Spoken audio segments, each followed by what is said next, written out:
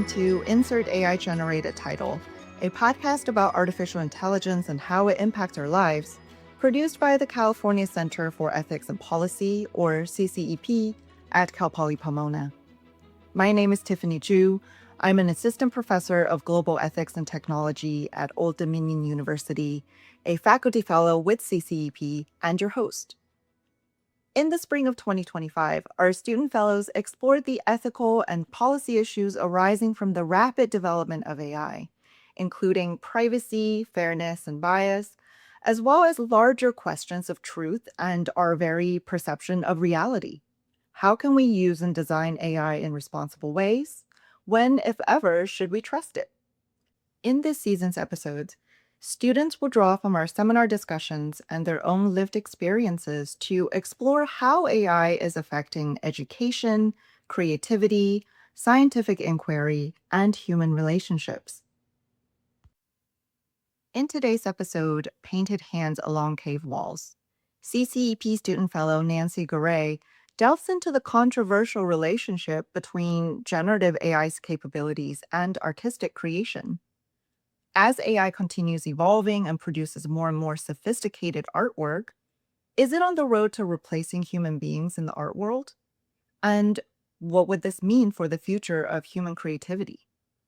Through interviews with students, artists, and experts in the art realm, this episode examines both the fears and the benefits presented by AI in the creative sphere.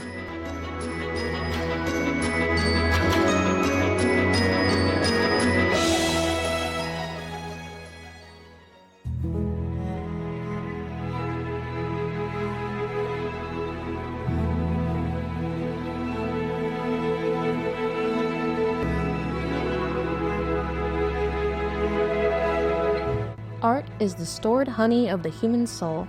Art enables us to find ourselves and lose ourselves at the same time. The object of art is not to reproduce reality, but to create a reality of the same intensity. These are quotes from Theodore Dreiser, Thomas Merton, and Alberto Giacometti, all centered around the same idea: the desire to create, which has existed within man since the day we gained the ability to think. Art is viewed by most as an act deeply entwined within and unique to the human condition. And now, with the rise of generative AI, you can create pictures of realistic kittens riding a skateboard with the click of a button. It seems like we're going astray from what it means to create. Within the span of this episode, we'll be tackling various questions regarding the current and future status of generative AI. Most notably, the question arises as to what is in store for people. With generative AI gradually becoming better and better at generating artworks artificially and with limited human prompting and input, can we as people expect to be replaced? In this podcast, we will all come together and collaboratively answer this and other questions centered around the future of art. Has AI become the future of human expression?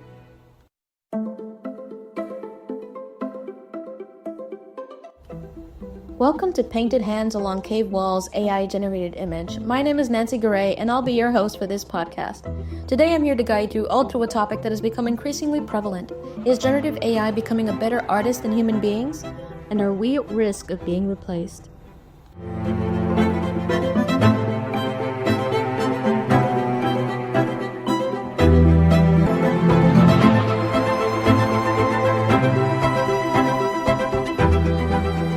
Now, these fears of replacement may seem a little far-fetched. However, studies surrounding AI and art-based employment show that these fears aren't entirely unfounded.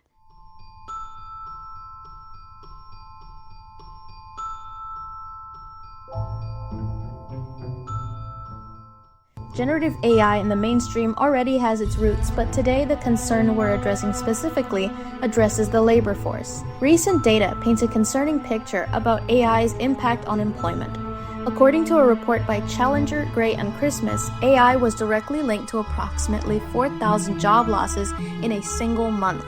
This finding comes amid broader workforce changes, where U.S. employers announced over 80,000 layoffs in May alone, marking a 20% increase from the previous month and quadrupling the number from the same period last year. AI-related job cuts accounted for about 5% of total layoffs, ranking as the 7th leading cause of job losses that month.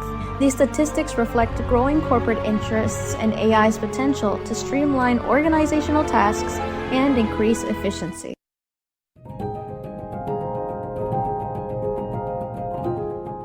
Joining us in today's podcast is an expert in the field who will shed light on their perspective surrounding this phenomenon. But first, let's hear from some students about their experiences with generative AI and their thoughts on the matter.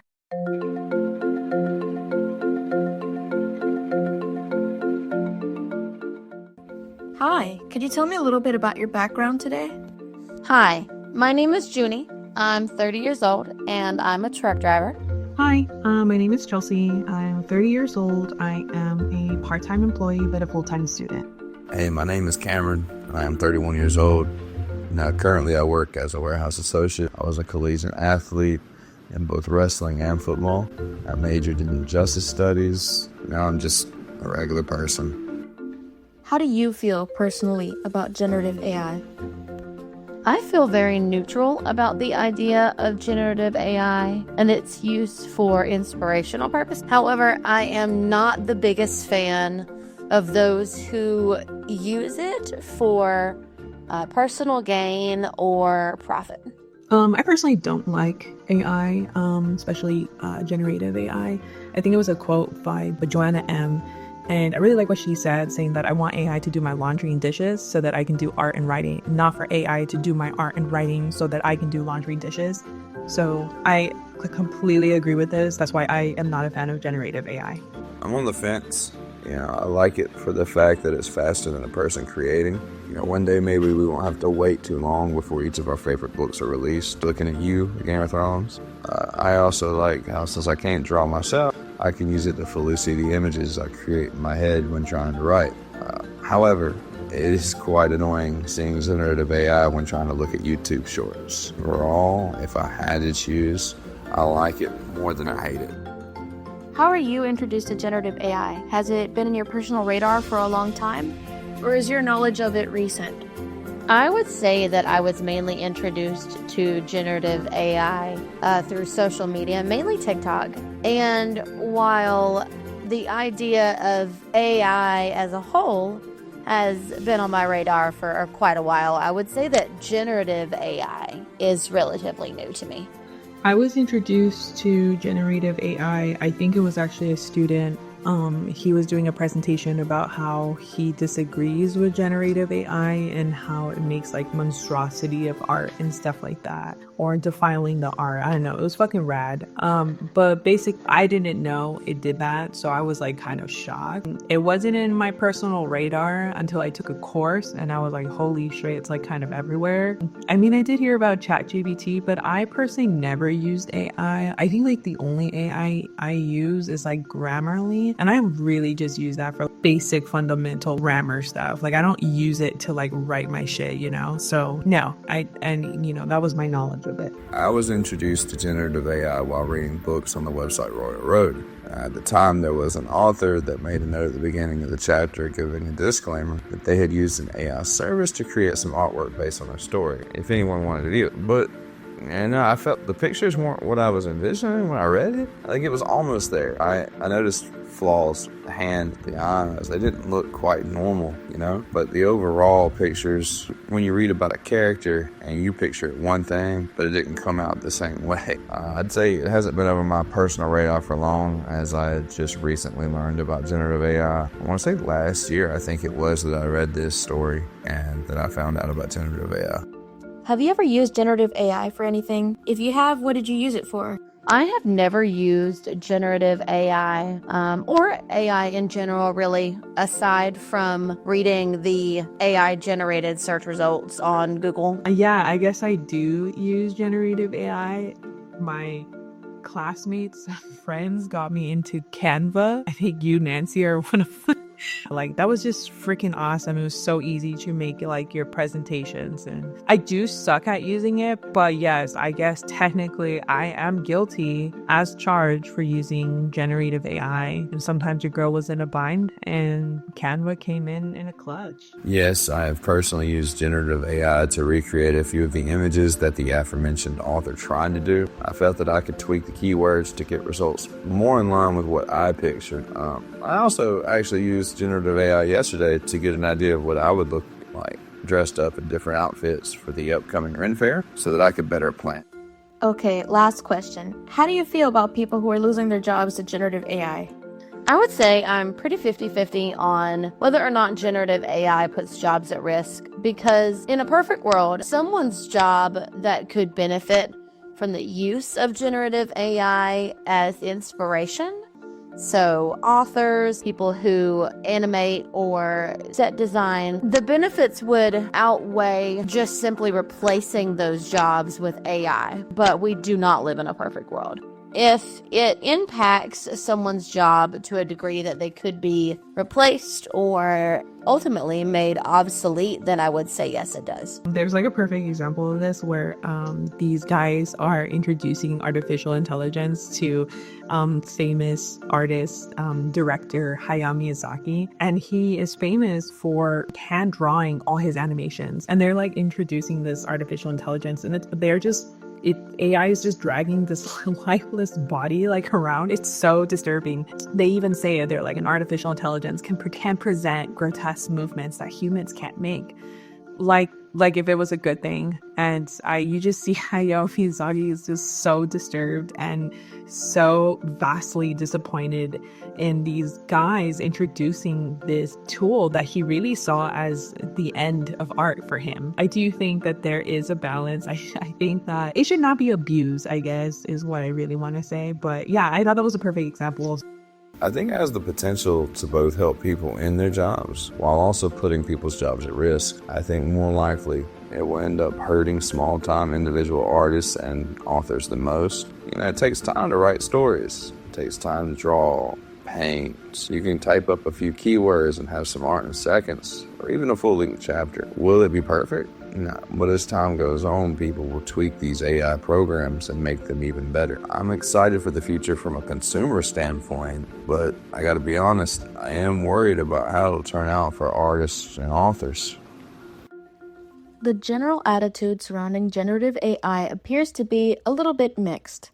That's to be expected, of course, considering how much and how quickly the programming has evolved.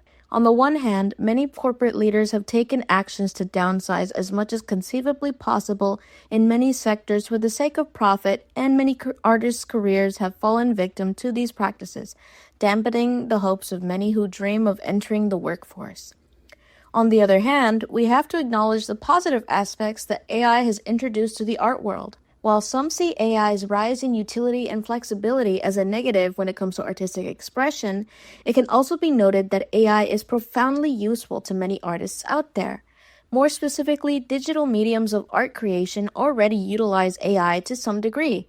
Programs such as Catalyst and Croc.io, for example, use AI as a means of scripting for scripts, design, and composition for films and modern media. Video games are a big proponent of AI programming when it comes to story building, NPCs, game testing, and graphics. Point being, some positions are still safe in the cases where artists and AI collaborate hand in hand to produce artistic works. Can we really speak on AI as a negative entirely, when much of the art and visual media we enjoy nowadays is laden with it? Can artists and AI work side by side?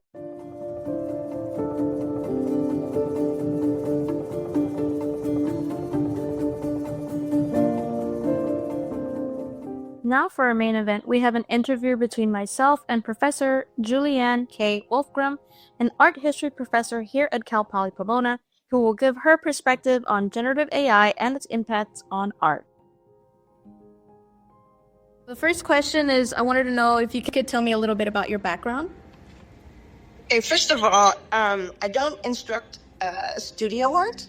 I'm an art historian. I'm actually more like, think of it on the humanities, do research, follow-up side, although we are responsible for critiquing art forms, but be aware of that. Of course. I am what we call an adjunct faculty at Cal Poly, so I teach very specific art history classes at different campuses. Not just at Cal State, but at UCs, at private schools, and also at community college. And my specialty is Asian art history. I've been teaching in Southern California for about 30 years. My first question was, how do you feel personally about generative AI, like in regards to art? I think it is a tool, and I think we need to learn how to use that tool. And we need to learn how to use that tool responsibly. And so the sooner we start, the better. My classes are all about practice, learning how to look at art, to think about, to talk about it, and to write about it. So that's what I focus on. And if we can use generative AI as a tool, I think we should. So it's not going to replace critical thinking, but it can certainly replace some of the repetitive work that we have to do. Now, in the field of studio art, I am also involved with different unions. I deal with labor. I am pro-labor. And therefore, if you do work, it should not be copied and somebody else take advantage of that without you getting paid for that, compensated for the work that you do. So, for example, in the industry, if you do a performance and somebody takes that and generates your image and replicates it and gets paid, gets money for that, then that's you. That is your work. You need to be compensated for it. And so, as you know, there have been many union strikes in the industry because they're trying to work this very issue out. And the same thing, I do believe, is true if you're a sculptor, a potter, a graphic designer. If it is your work, just because it's online doesn't mean that anybody can use it. You need to be compensated for that. So there's two different sides that I look at this, right? It's a tool. I think we should use it. But at the same time, if you are creating something and then AI takes it, no, you need to be compensated for that. So there has to be a way of providing that compensation, right? It's like music. If there's a song and somebody rips it off and then they make their own song and they make money off of it, I mean, it's the same thing, right? And it actually is happening in music, right? AI is generating tunes based on past music. Now, that could be really good, like regenerating what would have been John Lennon's take or performance of a certain song, which was recently released by the two remaining living members of the Beatles, right? We'll move on to our next question. Do you think generative AI has a place among artists? And is generative AI a threat to human artist jobs, or can we coexist with the programming? Well, I think, I voiced my opinion. I think we can coexist, but we have to be responsible, right? What are we doing? How are we doing it? And whose labor was it, right? And I'm very strong pro-labor, so they need to be compensated. You do work, and it's borrowed. Again, that's still your work. You can blend it. I mean, there's no problem, but you need to be compensated for that. I do think that we can coexist with the programming. I don't think it's a threat to most jobs. Certainly some of the repetitive jobs, I think, should be replaced. Humans have brains that can do much higher level thinking, and that's what we should be doing. Moving on to our next question, how might we work to combat generative AI? Alternatively, how might we work to integrate it in a more efficient way? Well, there's the big question, right? Right now, there are no real rules. I know that, and again, I'm going to go back to the industry because of recent events with unions in the recent, right? They were able to come up with specific language about how much can you use, when can you use it, when does it cross the line, so to speak, and then how are the members in the industry going to be compensated for that. So it's a very slow process. It was very difficult. It took months of negotiations just to get a basic contract. It's still being tweaked because as AI improves, right, as it can do more, then we need to include those capabilities, right?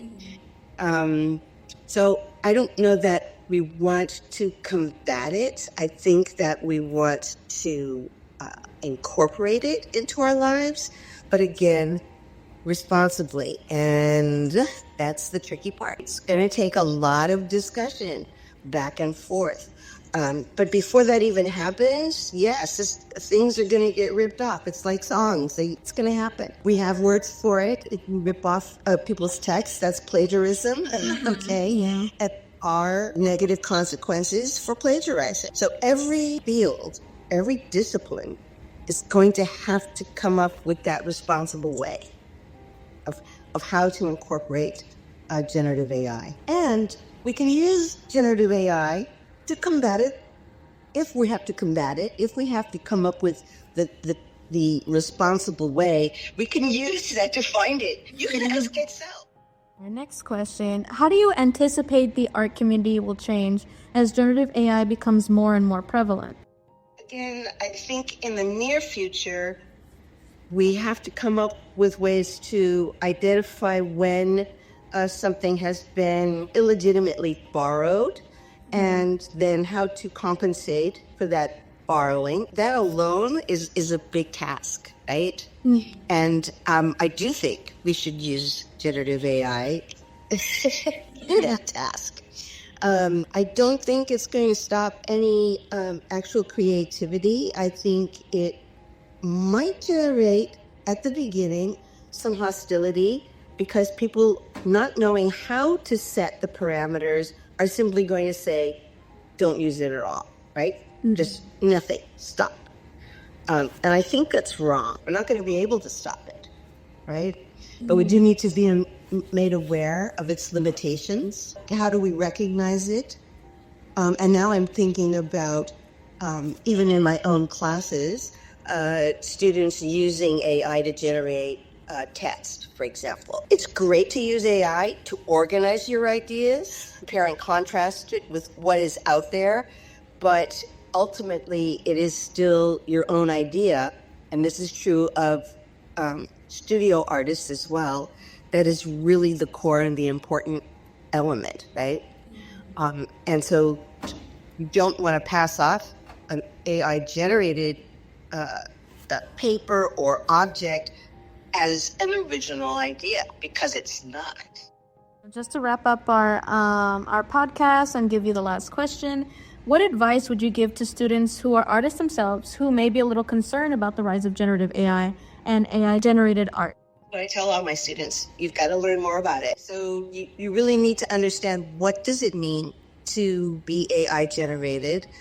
Because to a certain degree, by inputting parameters, you are being creative, right? When you're inputting those parameters into an AI application, then you are also being creative. But where do you cross that line that, okay, this isn't original, this isn't me, this is just simply reiterating something that's already out there? Mm-hmm. And so we have to educate ourselves, and I would tell my students to try using it. I would tell my art students to try using it. I would tell, my art history students to try using it. See what kind of text you would generate. Does that really reflect your original ideas, or are you just simply borrowing ideas and text from something else? By the way, it's easily recognizable now, whether it's text or an image, right? An artistic image. Because it hasn't evolved yet, right? I do see it evolving, though. It's getting better all the time, but we can still easily recognize it.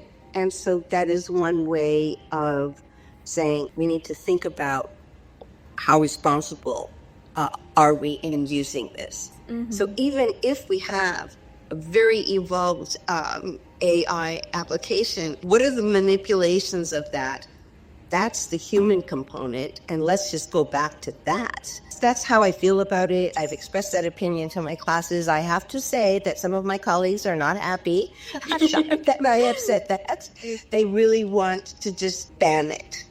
This is something, this is part of human progress, that we make tools to make our lives better, easier. But in all cases, sometimes when we make these tools, they can be used in adverse ways. We need to be responsible in what we make, and think about how are we going to use them. But I think we should. And you're making it.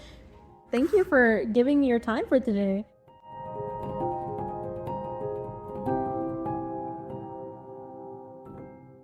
As we've explored throughout this episode, the relationship between AI and art is complex and evolving. Through our interviews with students and experts, we've seen that while AI presents certain challenges to traditional artistic practices, it also opens up new possibilities for creative expression. The future of art likely lies not in a complete replacement of human creativity, but in finding ways to integrate AI as another tool in the artist's arsenal. The core essence of human artistic expression, our ability to infuse work with emotion, personal experience, and cultural meaning, remains uniquely human. As we continue to navigate this technological revolution, perhaps the question isn't whether AI will replace human artists, but how we can harness its capabilities while preserving the fundamental human aspects of artistic expression that make art so meaningful.